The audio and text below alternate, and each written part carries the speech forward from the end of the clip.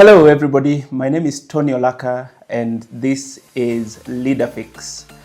I want to speak to managers, especially those who are leading teams or executives who are leading organizations.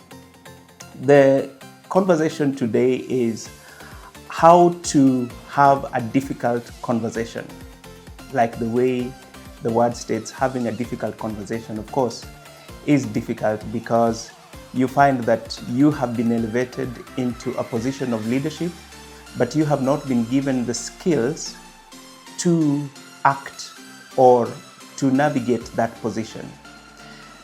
The irony is that you find yourself going to school for a couple of years only to come and do that which you went to school for. But then when it comes to getting into a leadership position, you are not well equipped to do that which pertains to that position. So today, I want to talk to leaders who manage teams. I want to talk to leaders who work with different people, because managing people is the most difficult thing that you will ever do. How do you manage emotions? How do you manage attitudes? How do you manage people with different characters, or being put in a place where you have to talk to people so that they can become productive? So I have a framework called SAFE. SAFE is basically a way of navigating through challenges, having those conversations that you'd deem difficult. And the reason why SAFE is important is because it prevents you from escalating matters. This is what many managers do.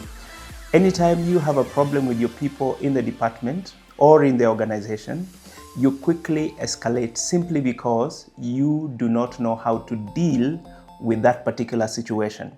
So here is a framework called SAFE that will help you navigate that challenge very easily.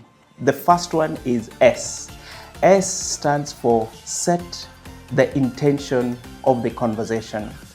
Once you realize that you have an issue with a particular team member, setting the stage for the conversation is very important. It's important because you have to have a particular expectation, what you want to see as an outcome of that conversation.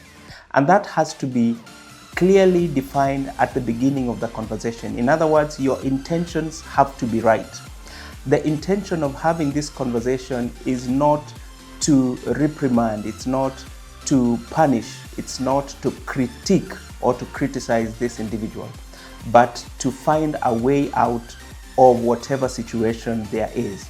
Now, what that does is that the individual brings down or puts down any defensive mechanism that they might have come to. You know the feeling that people have whenever they are told, can we have a word? Or I need to meet you in my office, or can I see you after 5 o'clock? The idea behind that is that people are always afraid of such kind of things. They feel like, I am going to be reprimanded, I am going to be, told issues about my performance, which have not been happening very well, right? So setting the stage is very important. Let your intention be to uplift this individual, to listen to this individual, to hear the cues, all right? Because they could be suffering many other things that you haven't explored as a leader. The second part is A, which is anchor in facts. Why are we anchoring in facts? We want to avoid a situation of grouping things like, for example, saying that you are a non-performer, or saying that you are a lazy person, or saying general words like, you're always this or that. But we want to be very specific. That is why we want to anchor this conversation in facts. Pick a fact. For example, yesterday in the meeting, I saw that you were distant and you did not contribute as much as you usually contribute, or you have started delaying reports, and I noticed that last week you stayed in the office very late, but yet whatever you produced or whatever you gave me was not up to par. And I know what you always do in this particular office. It's usually beyond expectation what is happening. So you are being specific and you are mentioning the things. So the problem with being blah or not being very specific is because your intention is not to correct. Your intention is to blame. And when you reach a place where you are just blaming, then defense comes in. That is the second part. Anchor everything in facts. Pinpoint certain things. And if it is something that has been mentioned before, do not use it against the individual. You could mention it as a person that we have talked about this before. What is happening, right? The third part of our SAFE, remember it is S, which stands for set the intention, A, which is anchor in fact, and then F is frame the impact. Tell this individual what might happen if they do not change.